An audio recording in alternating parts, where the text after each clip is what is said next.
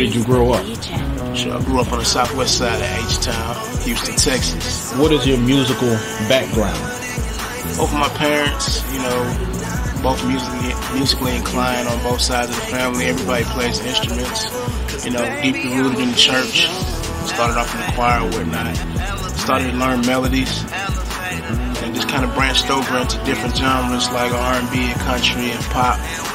Kind of blended the hemisphere with hip-hop and kind of came into my own thing. Okay. Musically, what is your biggest influence and who are your favorite musicians? Musically, my greatest influence is the me that I can be tomorrow. But if I had to say anybody mainstream right now or underground, I would say Jay-Z. I mean, he's a true businessman. I like his business savviness. I like his approach to the industry, and I like what he gives to the culture. How do you describe your style? My style, I consider my style a Renaissance feel. It's a hodgepodge of a lot of different things. What you call Clizzy gumbo. I'm a little bit of everything. You find a little bit of everything in my flow, in my style. In what ways has your newest music changed from when you first started? It's a lot of ways my music has changed. I kind of try to go against the grain a little bit with, you know, current waves and trends, but I feel like from a commercial standpoint, it's kind of changed. I'm a little bit more commercial and a little bit more in tune with more of what the masses are. I know my target markets now. I guess I'm a little bit more in sync with whom I'm actually appealed to. What are your main inspirations for the lyrics that you write? My main inspiration is really trying to give somebody one up to grow on, and that person, you know, or that somebody is including myself. So I try to, you know, basically, you know what they say, practice what you preach. So I kind of want to stimulate current situations and enhance the future, you know. What would you say if somebody granted you one wish to be able to do something in music, what would that wish be? Somebody can grant me one wish right now for this music industry. It would be for me to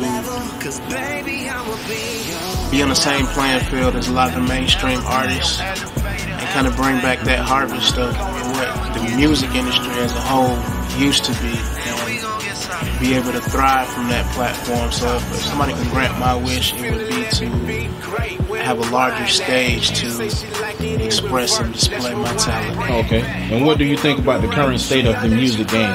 The current state of the music game, I kind of feel like it's all over the place. Man, I'm kind of all over the place with it, just trying to, you know, get my piece of the pie, so to speak, and trying to bake another one, actually. You know, just trying to get out there and just see what I can add on to the madness, if you will, and hopefully for the better. How would you say you would separate yourself from other artists today? Well, I guess I separate myself from other artists today